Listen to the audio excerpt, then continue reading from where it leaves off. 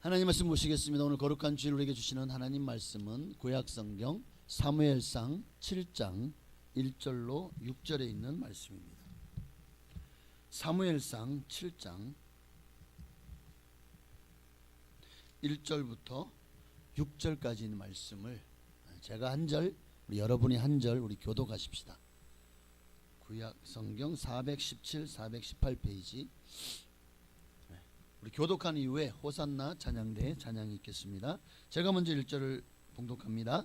기랏 여야림 사람들이 와서 여호와의 궤를 옮겨 산에 사는 아비나답의 집에 들여놓고 그의 아들 엘리야사를 거룩하게 구별하여 여호와의 궤를 지키게 하였더니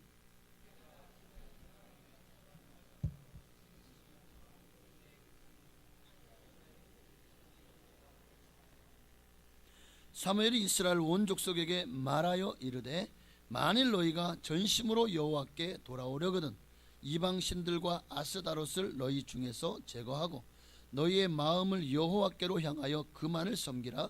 그리하면 너희를 블레셋 사람의 손에서 건져내시리라.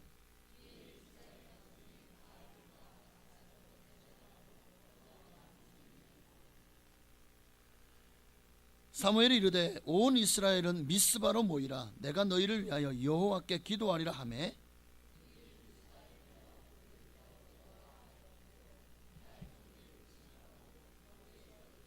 우리가 여호와께 범죄하였나이다 하니라. 사무엘이 미스바에서 이스라엘 자손을 다스리니라. 아멘. 자, 사무엘 시대는 어떤 시대였죠? 사사시대의 끝, 마지막 사사시대죠. 왕정시대로 넘어가기 바로 직전입니다. 그런데 그때에 여러분 사사시대는 어떤 시대입니까? 영적 암흑시대였어요. 왜냐하면 당시에 이스라엘 사람들은 각기 자기 소견에 옳은 대로 행했습니다. 하나님의 뜻에 순종한 것이 아니라 자기가 주인이 되고 자기가 원하는 대로 살았다고요. 결국 그 결과로 수없이 많은 이방의 막대기로 두들겨 맞았죠. 그런데도 여전히 이들은 회개하지 않습니다. 여전히 범죄합니다. 여전히 우상을 바알과 아스다롯 같은 신상을 갖다가 섬깁니다. 이번에 하나님은 블레셋을 통해서 이스라엘을 치고 또 수십 년 동안 압제하게 됩니다. 그 전부터 이미 블레셋은 굉장히 위협적인 구브로라고 하는 섬에서부터 건너와서 지금의 우리가 알고 있는 가사, 성경에는 가사라고 나오고 그들은 가자라고 말하고 있죠. 그 가자 지구 일대를 거기에서 살면서 정말 시시때때로 이스라엘을 쳐들어와서 끊임없이 괴롭히고 수탈을 하고, 근데 그 결정적인 계기가 바로 엘리 제사장 때입니다. 사무엘 선지자가 엘리 제사장 때에 성전에서 자랐잖아요. 그 엘리 제사장 때에 블레셋과 큰 전쟁이 있었어요. 이 전쟁에서 엘리 제사장의 두 아들이 뭘 가지고 전쟁터에 나갔죠? 여호와의 법궤를 가지고 나갔습니다. 싸워서 승리했습니까? 대패했습니다. 수만 명의 이스라엘 젊은 색대 같은 목숨들이 학살을 당했고 여호와의 법궤를 빼앗겼습니다. 그때 그 전쟁 이후로 이스라엘은 길을 펴지 못하고 이제 블레셋의 압제 아래 식민지와 같은 삶을 살게 된 거예요. 자, 하나님의 법궤는 우여곡절 끝에 하나님께서 치심으로 결국 7달 만에 벳세메스로 돌아옵니다. 그런데 그 하나님 법궤를 들여다봤던 사람들 70여 명이 그 자리에서 죽임을 당해요. 감히 하나님의 법궤를요 정결하지 않고 깨끗하지 않고 죄 지은 사람이 거룩한 하나님을 들여다보려고 했으니 하나님 그들을 치신 거예요. 이 일로 말미암아 벳세메스에서 이 하나님의 법궤가 어디로 옮겨갑니까? 더 산 높은 고산 지방인 기랏 여아림이라는 한 곳으로 옮겨가게 되고 거기에 아비나답이라는 사람이 살고 있는 집에 이제 그 법궤가 20년간 거기에 있게 되는 것이 오늘 본문 1절과 2절의 말씀입니다. 자, 이 사건으로 말미암아 이제 계속해서 전쟁은 패했죠. 법궤는 빼앗겨 돌아왔지만 하나님이 그들을 기뻐하지 않는 모습을 보았습니다. 그래서 하나님의 법궤가 언제까지? 다윗이 예루살렘에서 성을 세우고 나서 그 법궤가 다윗성으로 오기까지 이 법궤는 아비나답의 집에서 있게 되는 거죠. 그 기간 동안에 어떤 일이 있습니까? 블레셋의 압제. 마치 우리나라가 일제 식민지하에 있었던 것처럼 블레셋의 압제 아래 허덕이고 정말 고통당하며 수탈당하며 살고 있었다는 거예요. 그러니 이 사사시대에 끊임없이 그런 고통 가운데 일이 뭡니까?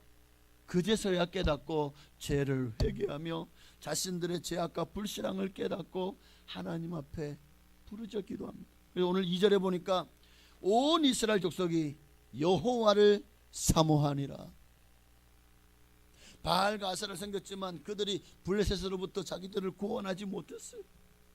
그러고 보니까 우리 모세 때 그렇게 큰 기적으로 애굽을 치시고 이스라엘 백성들을 구원해낸 그 하나님, 가나안 땅의 모든 족속을 몰아냈던 그 하나님, 오늘 우리가 정말 이 수탈과 압제로부터 우리를 구원하실 분은 하나님밖에 없구나. 그 고통 가운데 여호와를 사모하기 시작합니다. 이것이 미스바 부흥 운동. 여기서 운동은 스포츠가 아닌 액션 이 아닌 무브먼트입니다. 어떤 물결을 말하죠. 흐름을 말하죠. 그래서 미스바 리바이벌 무브먼트 모티브가 바로 되어지는 사건이 바로 여기서부터. 그러니까 때가 된 것을 알고 사무엘이 온 이스라엘에 향하여서 외칩니다. 3절에 보니까 이스라엘 온 데서 말하이르되 뭐라고 외치죠? 만일 너희가 전심으로 여호와께 돌아오려거든 이방 신들과 아스다롯을 너희 중에서 제거하고 너희의 마음을 여호와께로 향하여 그만을 섬겨라. 그리하면 너희를 블레셋 사람의 손에서 건져내시리라. 근데 놀라운 일은 정말 이 사무엘의 선포를 듣고요, 이스라엘 백성들이 마치 이 요나가 니느웨 성에서 반나절 그 성을 주파하면서 하나님이 이 성을 30일 후에 심판하실 거야, 심판하신데 멸망시킬 거야 이러니까 그 일에요 그냥 자기 신도 아니에요, 니느웨 아수르 사람 섬기는 신도 아닌 이 자기들에게 늘 괴롭힘을 당하는 이스라엘의 신 여호와 하나님이 이 성을 심판하신다는 얘기에도 이들이 어떻게 합니까? 정말 죄를 뿌리고 베옷을 입고 온 저 왕으로부터 신하들 온 백성들 그리고 짐승들까지도 금식시키며 기도합니다. 이 하나님이 뜻을 돌이키시고 12만 명이나 살고 있던 니느웨 성을 구원하신 것처럼 이제 이 블레셋의 압제가 얼마나 힘들었겠지. 하나님께로 돌아오라. 너희의 모든 우상을 다 제해라. 그러니까요 여호와를 사모하던 그들이 어떻게 합니까? 이스라엘 백성들이 4절에 보니까 바알들과 아스다롯을 제거하고 여호와만을 섬기기 시작하는 거예요. 와! 그러니까 이 일에 고무된 사무엘이 지금이야말로 이 모든 이스라엘을 다시 바알과 아스다롯 우상을 섬기는 이 백성들의 마음을 하나님께로 돌이킬 때다 라는 것을 알고 온 이스라엘 12지파를 향하여 미스바로 모이라고 선포합니다. 그게 5절이죠. 5절에 온 이스라엘은 미스바로 모이라. 내가 너희를 위하여 여호와께 기도하리라. 사무엘의 이 말이요. 그러니까 사무엘이 어릴 때부터 하나님 앞에 성경을 받고 또 사무엘 한 모든 말들이 하나님께서 다 그대로 역사하시는 것을 이들이 봅니다. 사무엘이야말로 하나님의 참선지자라는 것을 이미 이스라엘 백성들은 알고 있어요. 그런데 사무엘이 이 미스바로 모이라고 하니까요 정말 온 이스라엘 백성들이요 이스라엘 12지파들이 다 미스바로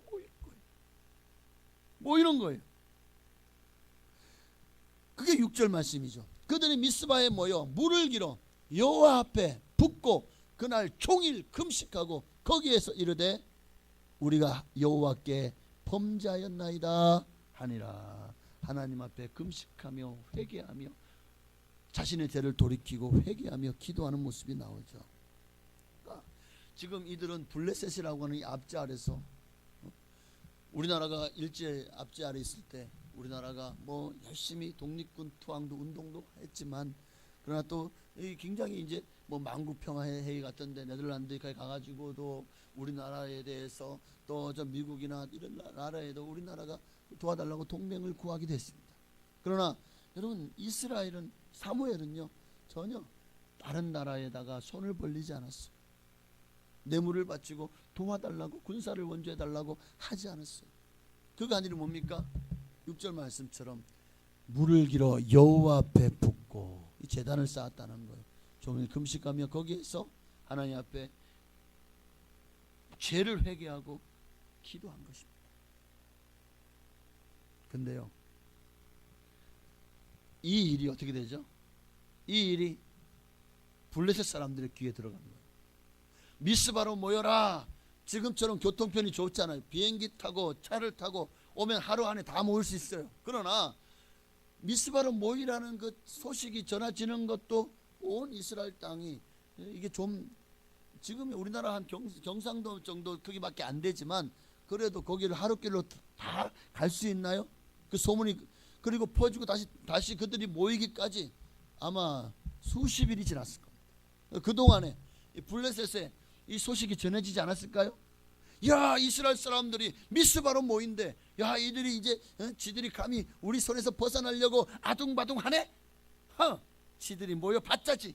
우리가 근대를 끌고 가서 확 막 그냥 확 이러면은 아이고 잘못했어요 우리 하고는 흩어질 게 뻔한데 블레셋 블레셋 사람들이 군대를 모아서 이스라엘을 다시 침략해 오죠.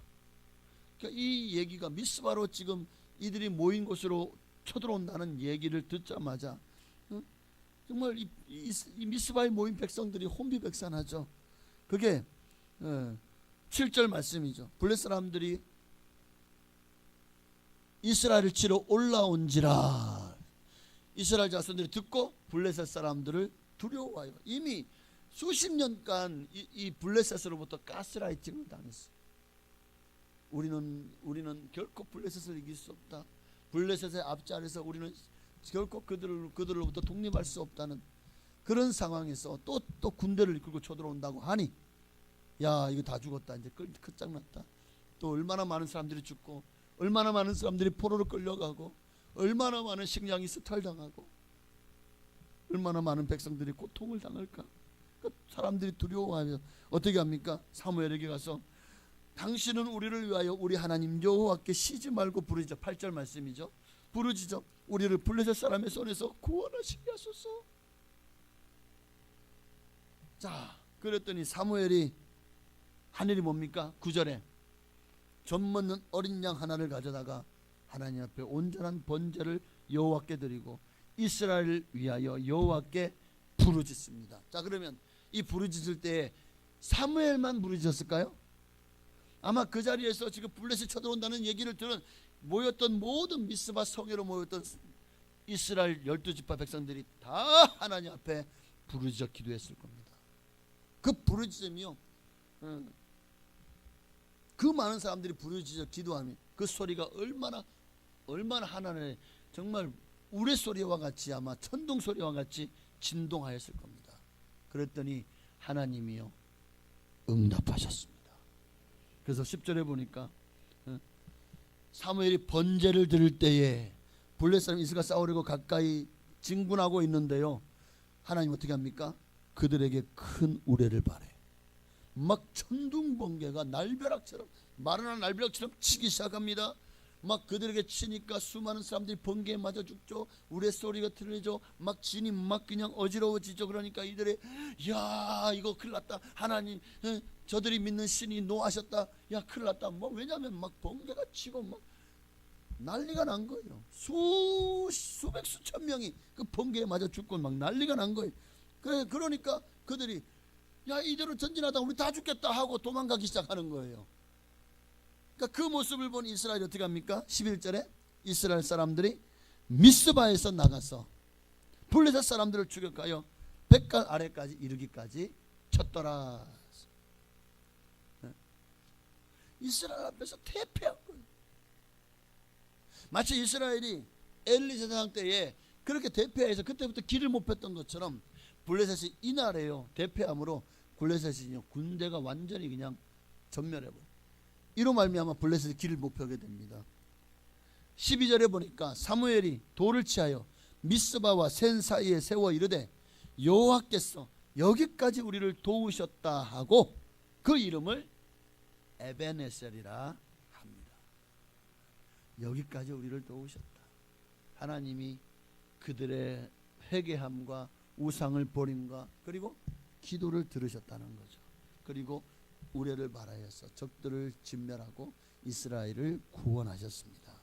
그런데 이 하나님의 구원의 역사가 이례적으로 끝났나요? 블레셋이 야 다시 한번 우리 군대를 모으고 다시 한번 치러 올라가자 그랬나요? 아니요. 13절을 보니까 13절에 이에 블레셋 사람들이 굴복하여 다시는 이스라엘 지역 안에 들어오지 못합니다. 언제까지요? 여호와의 손이 사무엘이 사는 날 동안에 블레셋 사람을 막으시매. 블레셋 사람을 막으니까 하나님이 이 대한민국을 지켜주셨기 때문에 이 나라가 지금도 전쟁의 위기 속 세상 사람들은 우리나라 사람들은요 안전하다고 지금 잘 먹고 잘 살고 있잖아요. 그런데 외국 사람들은 우리나라를 화약고로 보고 있어요. 언제 북한과 남한이 전쟁이 날지 모르는 이 지구상에 남은 마지막 분단 국가. 그런데 또 하나 생겼어. 남수단, 북수단. 북수단은 수단의 나라 알아요? 아프리카에.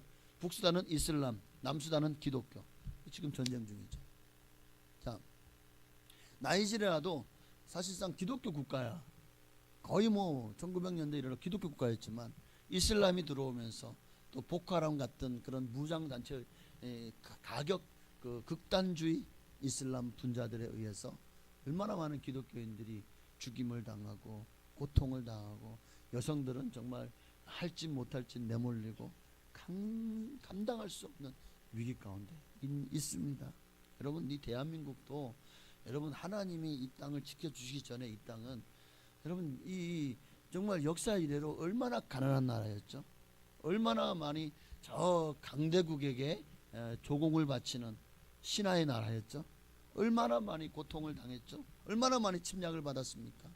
그런데 이 땅에 하나님을 믿는 백성들이 늘어나고 이 땅이 믿는 자들이 하나님 앞에 교회를 세우고 기독교가 이제 부흥되기 시작하니까요. 하나님이 이 나라를 지키시기 시작합니다. 6.25 전쟁 이후로 6.25 전쟁도 그런 얘기가 있어요.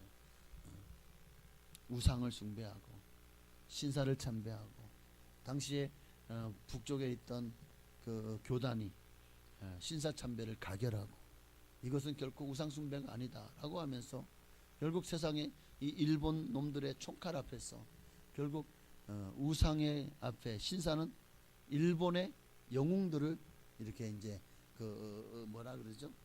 신으로 섬기는 사당이거든요. 우리나라 마치 뭐 충무공 뭐 이순신 뭐 사당이 있는 것처럼 거기다가 절을 하면서 신으로 섬기는 거예요. 거기다가 절을 하는데 그게 우상 숭배가 아니라고요? 그 일에 대한 하나님의 징치가 아닌가 뭐 그런 얘기도 있습니다. 또 하나님을 떠났던 이스라엘이 아니라 한국 백성들에 대한 어쨌든 6.25 이후로 지금까지 우리나라에 전쟁이 있었습니까? 그 가난하고 정말 기름 한 방울 나지 않고 자원 하나 없는 나라가 어떻게 이렇게 전 세계에서 정말 열 손가락 안에 꼽히는 그런 강대국이 되었고 선진국이 되었죠. 군사적으로는 우리나라가 핵을 만들 기술이 없습니까? 여러분 핵을 만들라는 그 미국의 신호만 떨어지면 한 달 안에 우리나라는 핵무기를 만들 수 있을 만한 기술과 능력이 있는 나라예요. 그리고 이미 현무5 핵을 못 만드니까 15톤짜리 화약을 거기다가 집어넣을 수 있는 핵무기 다음으로 강력한 그거 한 방이면 평양 시내가 초토화돼. 그 정도로 어마어마한 무기를 개발해냈더라고요. 어쨌든 그만큼 강력한 나라가 지금 우리 한국 군사력으로 세계 5번째 손가락 안에 들어가는 그런 군사 강국이 되었습니다. 어떻게 이 작은 나라 한반도가 이 정말 너무나도 세상 가운데 가장 가난했던 나라가 6.25 전쟁 때까지만 해도 정말 70년대까지도 원조를 구하고 손을 벌릴 수밖에 없었던 나라가 이런 강대국이 되었습니까?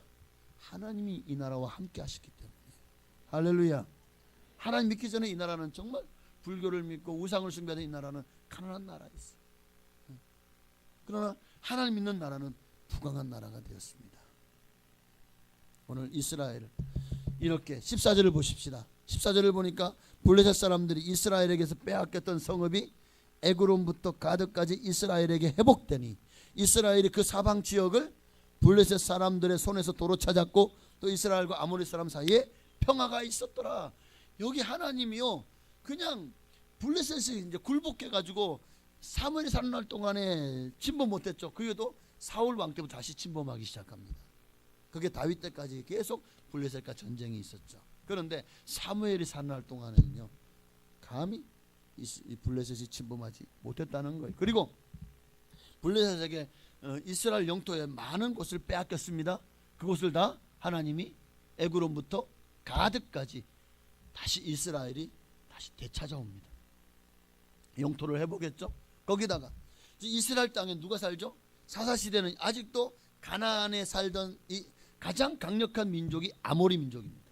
근데 여전히 아모리 민족은 끊임없이 이스라엘 속에서 끊임없이 서로 땅 따먹기를 하며 테러하고 또 계속해서 분쟁이 있었다는 거예요. 그런데 사무엘이 사는 날 동안 이 모든 분쟁까지도 다 사라지고 평화가 있었더라.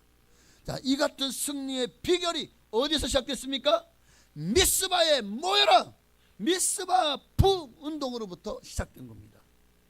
오늘 우리도 여러분 우리의 인생도 위기가 있죠. 여러분 여러분의 삶은 어떻습니까? 여러분의 가정은 평안하십니까? 안전합니까? 여러분의 자녀는, 여러분의 직장과 사업은, 여러분의 건강은 이제 지금 발등에 불이 떨어진 게 없습니까? 그런 위기 상황에서 우리가 해야 될 무엇이죠? 주님이 계신 미스바로 모이는 겁니다. 오늘날 미스바 성에는 바로 하나님이 계신 곳으로 모여와서 모여 나 혼자면 망하지만 삼겹줄은 끊어지지 않는 것입니다. 우리나라 현실은 어떻죠? 국가적인 안보 문제 하나님 막아주셔서 그렇지 지금 북한도요 이게 막 그냥 우크라이나 전쟁 해보고 하니까 야 우리나라 그동안 하도 아무리 때려도 우리나라가 그냥 아이고 알았어 원조 더 보내줄게 아이고 그만해 아이고 우리가 더 너희한테 도와줄게 이러고 지금까지 했잖아요. 그래도 북한은요 언제든지 지가 무슨 뭐 일진이야? 우리나라를 그냥 뭐 대포 쏜다? 서울 불바다 만든다? 막 이러면 우리나라가 맨날 깨갱깨갱 하니까 지들이 그냥 왕인 줄 한 거야. 지들이 대장인 줄. 그래가지고 계속 위협하지만 지금도 얼마든지 오판하고 왜? 우리나라에 뭐 백령도든 뭐 연평도든 아니면은 뭐 포를 쏴도요. 우리가 여기서 뭐 아무리 좋은 K9 자주포로 쏴봐야 어디 쏩니까? 평양을 쏩니까? 아니죠. 그저 미사일 쐈던 원점 타격하는 걸로 끝나잖아요. 그러니까 평양에 살고 있는 김정은이나 이 배불른 이 당원 공산 그 위에 있는 고위직들은요 자기들한테 아무런 해가 없으니까 그냥 위협하고 또 쏘는 얼마든지 그렇게 위협할 수 있고 쏠 수 있는 거예요. 그러니까 참 우리나라가 절대 그러면 안전하지 않습니다. 국가적인 안보 문제 정치는 어떻죠? 서로 이념 논쟁하고 얼마나 서로 헐뜯고 끝없이 정쟁합니다. 이런 정치 문제 갈수록 먹기 살고 힘들다는 정말 이 지금 우리나라 경제도 지금 위기를 만나지 않았습니까? 우리나라가 반도체로 먹고 살았는데 이 반도체가 그동안 삼성을 많이 죽여놨어요. 반도체가 지금 이제 이미 중국에 추월당했다는 얘기들이 있어요. 우리나라의 경제도 위기입니다. 그 외에도 사회적인 이슈도 얼마나 많습니까? 자, 위기입니다. 세계 정세는 어쩌죠? 끊임없이 전쟁을 하고 테러 언제 기름값이 확 오를지 몰라요. 그뿐만 아닙니까? 지구온난화로 말미암은 이런 기상이변들, 기후변화들 지금 이미 우리는 위기를 만난 겁니다. 교회는 어떻죠? 교회도 마찬가지. 유럽의 교회와 미국의 교회가 왜 무너졌습니까? 작은 틈으로 이 여우가 들어왔어요. 그래서 그 포도원을 갉아먹은 거예요. 그것처럼 뚝이 하나가 무너지기 시작하면요, 연쇄적으로 와르르 무너지는 겁니다. 지금 한국 교회가 얼마나 영적으로 침체되어 있죠. 이런 상황에서 하나님의 법에 마치 신사참배와 같은 그런 세상법, 비성경적인 법률이 끊임없이 발휘되고 계속해서 발휘되고 또 발휘되고 또 발휘되고 또 발휘되고 몇 번째 발휘되는지 몰라요.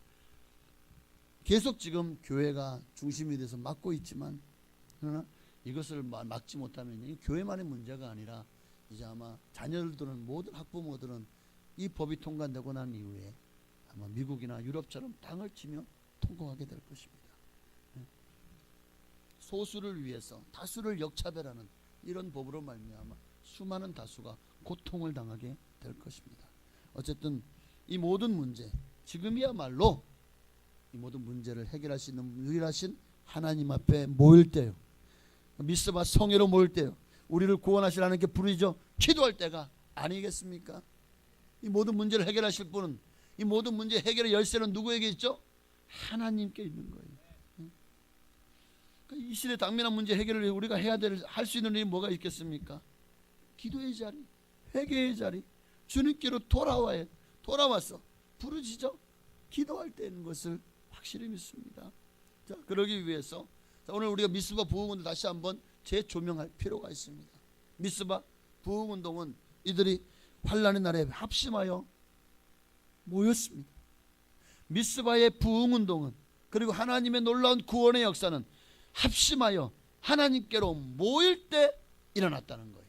5절 6절 말씀처럼 정말 이 블레셋의 압제와 암울한 백성들의 그 미래 절망 중에 모여서 모든 우상을 제거하고 하나님 앞에 모여서 회개하며 기도했을 때 바로 이 역사가 일어난 줄로 믿습니다.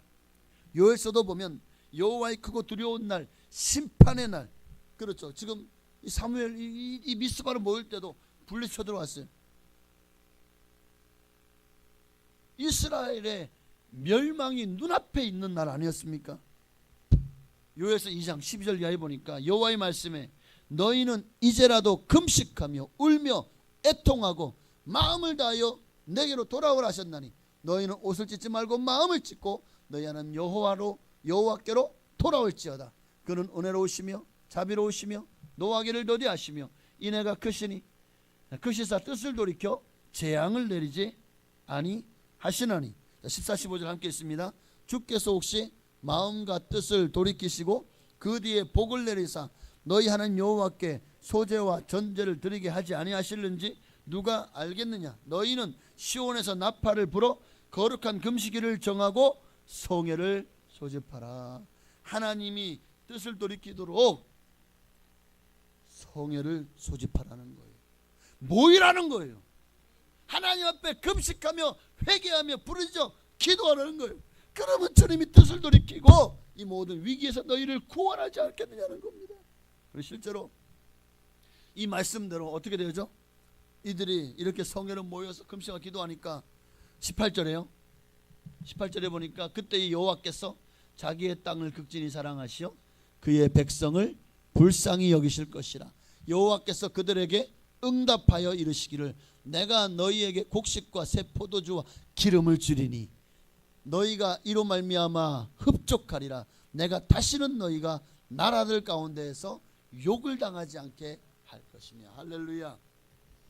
하나님 앞에 나와 진실한 마음으로 주님을 찾고 통에 자복하며 범죄하였다고 주님 앞에 죄를 고하고 기도하면 그렇게 하나님이 돌이키셔서 다시 복을 주실 것을 약속하시고 계시죠.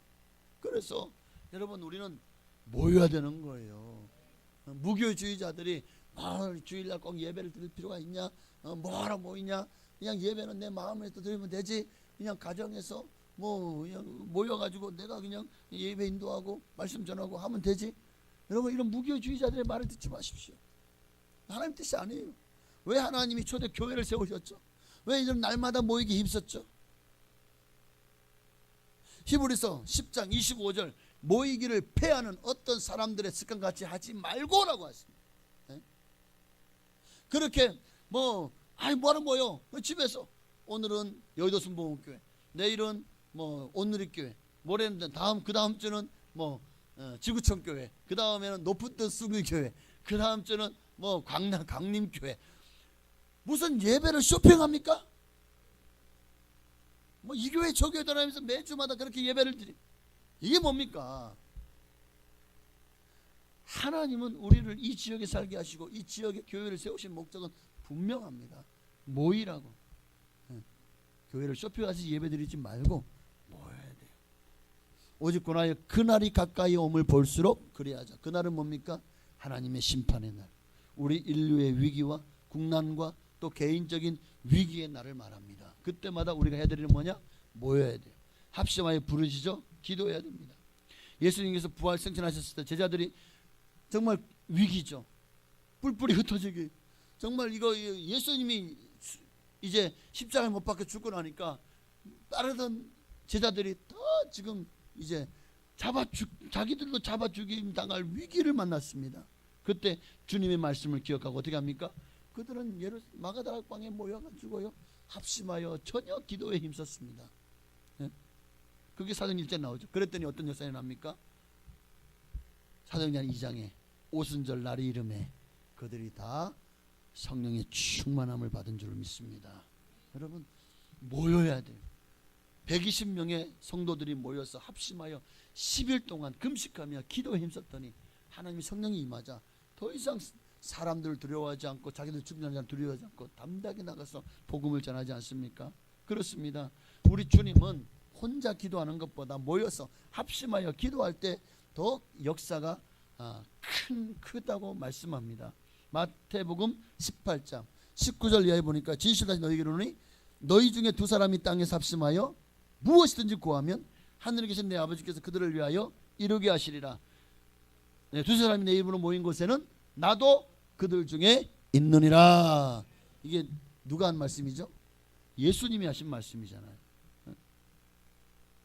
모여야 돼요. 그래야 역사가 나는 거예요. 이스라엘 백성이 포로로 끌려갔습니다. 70년 지난 이후에 고레스 왕의 칙령에 의해서 당시에 바사국의 고레스 왕의 칙령에 의해서 이제 이스라엘 포로된 나들이 1차 2차로 돌아옵니다. 포로된 그들이 고향 땅 예루살렘과 또 가나안 땅으로 돌아오죠. 그런데 이 돌아왔지만 정말 그 땅에 살고 있던 원주민들 또 그 땅에 이미 유지들이요 이들이 모이지 못하도록 이들이 다시 세력을 얻지 못하도록 하기 위해서 온갖 방해와 협잡질을 합니다. 그래서 7달 동안이나 성전을 에스라를 중심으로 에스라를 통해서 성전을 재건하려고 했지만 이게 뿔뿔이 흩어진 거예요. 그러나 에스라는 다시 그들을 모이라고 그리고 모이게 한 다음에 성전을 재건합시다. 건축합시다. 하고 하나님의 뜻을 전했더니 그들이 마침내 하나님의 성전을 재건하는 데 성공합니다. 또 느헤미야가 당시에 아닥사스다 왕의 술 맡은 관원장이었지만 예루살렘이 해파되고 성문은 다 그냥 예루살렘 성이 완전히 무너져서 형편없더라. 가슴 아픈 그가 나를 그곳으로 총독으로 보내주십시오. 가가지고 한 일 뭡니까? 모여라 했어. 느헤미야 8장 1절에 보니까 이스라엘 자손이 자기들의 성읍에 거주하였더니 7째 달이 이르러 모든 백성이 일제히 수문 앞 광장에 모여 학사 에스라에게 여호와께서 이스라엘에게 명령하신 모세율법을 가져오기를 청하매. 이들이 뭘 청했다고요? 하나님의 말씀을 청한 거예요. 그래서 이들이 모여가지고 말씀을 읽어보니까 야 우리가 범죄하였나이다. 이대로 안 되겠다. 그때 느헤미야가 예루살렘 성을 재건합시다. 하나님의 성을 재건합시다. 또 성전이 이 성이 예루살렘 성이 회파된 상태에서 성전을 아무리 지어도 누가 와가지고 언제 또 성전을 또 무너질지 모르잖아요. 마침내 그들의 예루살렘 성도 재건하게 된 줄로 믿습니다. 하나님의 역사는 모이는 데서부터 시작되는 거예요. 여러분 우리도 이 국난의 위기, 가정의 위기, 사회 위기, 교회 위기 가운데 모여야 됩니다. 모여야 돼. 그래야 기적이 일어나는 겁니다. 하나님께로 돌아와야 됩니다. 그리고 우상을 제해야 돼요. 그냥 모이기만 하면 안 돼요. 그냥 모인다고 해서 다 역사 일어나는 게 아니에요. 여러분 마음속에 우상이 그대로 있는데 여러분 마음이 하나님 앞에 진실하지 않은데 아무리 모여가지고 기도하면 뭐합니까? 하나님이 안 들으셔요. 왜? 너희 마음속에 죄가 가득하기 때문에. 어떻게 합니까? 회개해야죠. 두 가지를 해야 돼. 3절 말씀처럼 우리의 삶의 모든 아시다도 바알 같은 우상을 제거해야 됩니다. 여러분, 우상이라는 것이 꼭 어떤 신의 형상을 만들어 가지고 갖다 뭐 금붙이, 은붙이, 뭐 새붙이, 아니면 뭐 돌이나 아니면은 뭐 나무를 깎아 만든 것만이 우상이 아니에요. 그것만이 우상이 아니더라고요. 피조물을 하나님을 더 섬기는 모든 행위가 다 우상 숭배라고 로마서 1장 25절에 말씀하고 있잖아요. 이는 그들이 하나님의 로마서 1장 25절 피조물을 조물주보다 더 경배하고 섬김이라. 이게 우상 숭배인 거예요. 이게 하나님은 하나님보다 우상을 더 사랑하는 것을 미워하십니다. 우리가 이렇게 하나님 더 사랑하는 모든 것들을 회개해야 돼요. 우리가 우상을 숭배한 것을 회개해야 됩니다. 더 나아가서 우리가 화해해야 됩니다. 회개한다는 것은 화해가 되어야 되는 거예요. 먼저는 하나님과 화해가 되어야 됩니다. 그리고 사람과의 관계에 문제가 있고 미워하고 원수 맺고 화해해야 됩니다. 그리고 자기 자신과도 화해해야 됩니다. 그렇습니다. 정말 우리가 회개했다, 우리가 범죄하였나이다, 회개했다는 속에는 우상을 숭배한 것만을 회개하는 것이 아니라 깨어진 하나님과 관계가 회복되고, 사랑의 관계가 회복되고, 나 자신의 삶 속에서도 하나님과의 관계에서 깨어진 모든 것들을 회복하고, 바로 이것이 진정한 회개한 삶의 모습인 것입니다. 오늘 여러분 이제 말씀 마칩니다. 여러분, 미스바의 부흥운동은 하나님의 정말 위기의식을 갖고 있는 우리가 하나님 앞에 모여서 미스바로 모이라고 하는 하나님의 음성을 듣고 하나님의 계신 곳으로 모여서 그들이 합심하여 회개하고 우상을 제하고 그리고 부르짖어 기도할 때 일어난 줄로 믿습니다. 그러니 여러분, 지금 미스바 성회는 기도하기 위해 모인 성회입니다. 하나님은 우리의 기도를 통해 일하시고 역사하십니다. 그러므로 지금은 기도할 때입니다. 기도야말로 신앙생활의 승리를 결정하는 열쇠일 뿐만 아니라 하나님의 마음을 돌이키는 유일한 열쇠입니다. 그러므로 여러분, 우리가 참 계명을 어기는 것은 죄인 줄 알면서 기도하지 않는 것이 죄인 줄은 몰라요. 아니, 기도 안 하는 게 왜 죄죠? 죄입니다. 사무엘상 12장 23절에 나는 너희를 위하여 기도하기를 쉬는 죄를 여호와 앞에 결단코 범하지 아니하고, 자, 기도하기를 쉬는 것을 죄라고 사무엘이 말했죠. 그런데 이 말씀이 성경에 기록됐다는 것은 기도하지 않는 것이 죄라는 거예요. 왜 죄죠? 기도하지 않는 내가 하나님 없이도 잘 먹고 잘 살 수 있다는 거잖아요. 기도하지 않는 내 삶이 아무런 하나님 없이도 사는데 지장이 없다는 거잖아요. 이게 바로 하나님 앞에 죄 짓는 게 아닙니까? 하나님 없이 살아요? 그게 바로 인본주의 바벨탑을 쌓은 그들과 뭐가 틀립니까? 그러니 죄가 되는 거예요. 하나님을 의지하지 않고 신뢰하지 않고 불신하는 죄가 되는 것입니다. 그러니 기도하기를 쉬는 것이 왜 죄가 되는지 아시겠죠? 기도하지 않는 것은 하나님 없이 살겠다는 이런 바벨탑을 쌓은 인본주의와 다를 게 없는 겁니다.